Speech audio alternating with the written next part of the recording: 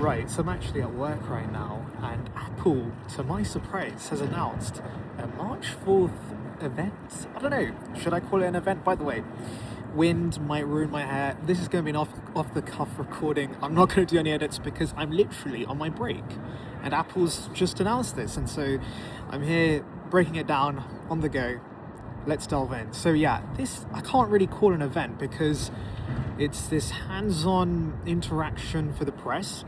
So Apple's announcing new products on March 4th, and they've made an invitation saying you're invited to a special Apple experience, which is happening in 3 different locations. Off the top of my head, I think New York, Shanghai. What am I saying right now? Shanghai, and London. By the way, no edits, okay? I am gonna go off the cuff because I literally cannot edit. Well, I can edit on my phone, but it's just a waste of time. Anyway, what's Apple going to be announcing at this event? That's the big question on your mind right now. Well, we have several products in the pipeline. Number one, the iPhone 17e. This is the product that we're expecting actually this week, but I'm assuming it's going to now be announced at this event. Why would Apple have a press release this week when there's an event happening? So yeah, we should see the iPhone 17e. The big upgrade is obviously going to be the Dynamic Island, A19. It's mostly a spec refresh, but obviously the Dynamic Island does make that phone feel more modern, which is a good thing. Also, we should expect purple finish, according to John Prosser, which I didn't expect, but if you see with the invitation, there is light green, yellow, and one more color, blue, I think. So spring colors, and so purple would fit kind of with that, or maybe it's one of the colors we see in the invite for the iPhone 17e. Either way, a color other than black and white would be nice, and I think that's about it. I mean, the 17e isn't a revolutionary phone, and I still think that it's not going to be the best deal Apple's offered because I still think that, you know, there's people over there. It's kind of weird recording a video in public, but anyway, what I'm trying to say is that I still think at $599, it's cold. At $599, that phone won't be the best deal ever, but it will be better than 16e because it has MagSafe, by the way. MagSafe, forgot about that. MagSafe, Dynamic Island, A19. Yeah, that should be good. Next is the iPad 12. This I'm actually excited for because it's getting the A18 and 8 gigs of RAM, which means Apple Intelligence is a thing, and that's great because obviously the current iPad has the A16, and while it's a great iPad, I use one, by the way. Apple Intelligence is going to become a big thing with Apple, and Siri, AI Siri is going to become a massive thing. And so I do look forward to the base iPad getting a spec upgrade. I do think it's needed, and while it will be a boring iPad apart from that, I mean, it's literally just a new chipset, that's it. That's the only change. I think that alone does make a big difference, especially if it stays at the same price. But of course, that doesn't mean you're getting double the base storage. Some people think that it's going to get 256 gigs of storage, but I don't think that's the case.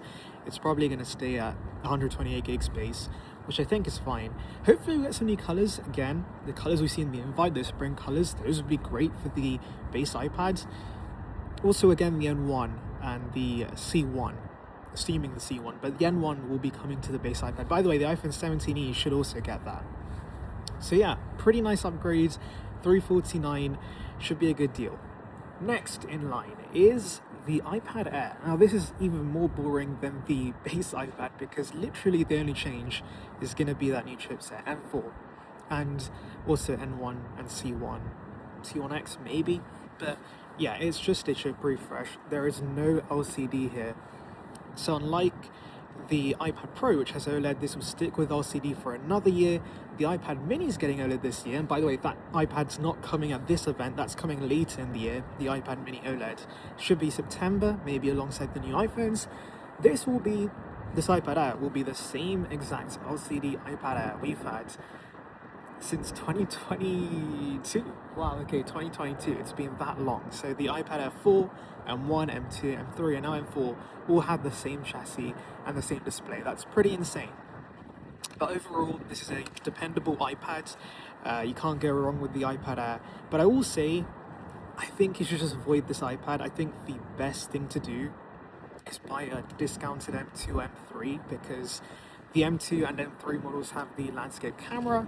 By the way, little trivia for you, I'm recording this on the selfie camera on my 17 Pro Max using the new square layout. So I'm actually recording this in portrait, but it's capturing it in landscape. It's quite useful. Also very cold. But yeah, my advice would be to just buy a discounted M2, M3 iPad. M2, M3 is still perfectly fine for an iPad. For most people and their workflow, you don't need the additional performance with the M4. Also remember that with the M4, there is unlikely to be more RAM. It's likely going to stick with 8 gigs of RAM. So I don't think this is a big refresh that you need to absolutely buy. We could get new colors because the M2 and the M3 models came in the same colors. But yeah, not a big refresh. What else is in the pipeline? Oh, new Macs. How could I forget? Okay, so the low-cost MacBook. That is probably going to be the star of the show because obviously this is a very exciting new product. It's this cheap MacBook, Apple's $599 MacBook, powered by an A18 Pro. And yeah, I'm looking forward to this. I'm looking forward to seeing the design. I'm hoping for some punchy, vibrant colors. Again, similar to the base iPads. The colors in the invite could be the colors we see with this MacBook. Obviously, there will be some caveats. For example, limited RAM options. Maybe 8 gigs of RAM. That would be pretty bad. But hopefully 12 gigs. Either way, it's going to be limited. No Thunderbolt. Also, may not have Touch ID. We don't know about that, but there will definitely be some compromises for the price, but ultimately, a brand new MacBook for $599 is pretty insane. Like, that is insane, and it will definitely fly off the shelves, and many students will buy that because it's a fun, colorful, cheap MacBook, and I think it's going to rival Chromebooks and Windows 11 machines, especially right now. Windows 11 sucks. Everybody hates Windows 11, so this MacBook is going to be great value. Also, what was I going to say? I lost my train of thought. Yes, it's going to be slightly smaller. It's going to be 12 point something inches. So it should be similar in size to the original 12-inch MacBook. It's going to be a spiritual successor to that, which is pretty cool. So yeah, overall, I'm excited to see this. Obviously, again, as I said, there will be some caveats. It will definitely get some hate for limited RAM or missing some obvious features, but a $599 MacBook is still ludicrous, and it's going to change the game. It's going to increase Apple's market share. This is Tim Cook at his best. It's slightly raining now, so I'm going to try and wrap this video up. So yeah, looking forward to that. Other Macs in the pipeline, the MacBook Air, the MacBook Air M5. This is again similar to the iPad Air, a very basic refresh. It's going from the M4 to the M5. The rain's getting worse. I would buy a discounted. You know what? We have to keep recording on the fly because it's raining. Okay, I would still buy a discounted M4, but if you want the performance upgrades, at least on a Mac, I would say it's more useful. So yeah, you can get the M5 MacBook Air if you want, and also the long-awaited M5 Pro and Max MacBook Pros. These things we've been expecting for a while now, but they could finally launch at this event. And I don't think they're that exciting as well because we have the redesigned OLED MacBook Pros launching later this year. But they're cool. It's a cool machine for those who want the highest end performance. M5 Pro and Max should be, very powerful. And finally, the Studio Display 2. Studio Display 2 is also in the pipeline. This should get 90Hz mini LED. Should finally somewhat justify the price. I know it's not perfect, but for those who want an Apple monitor, this will be a great choice.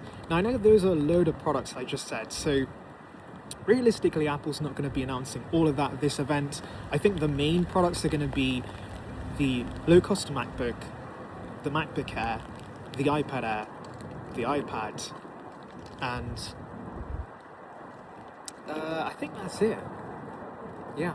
Oh, the iPhone 17e. Basically, all the budget products, the base products, I think that's going to be covered at this event. And anything else I mentioned, maybe we see them via press releases separately, or maybe Apple just delays them further. We'll see. By the way, I'm expecting this to just be a hands-on interaction for the press, so Apple should announce these products online. They'll probably be announced via videos, online videos, and then we'll get hands-on coverage. So looking forward to it. 2.5 weeks to go. Quite a while away, but yeah, at least we have a date. We have a date to look forward to. March 4th. it's getting worse. The rain's getting worse, so I'm gonna end it here. Make sure to like and subscribe for the latest Apple news. Look at me covering on the go. I'll see you in the next one. See you guys.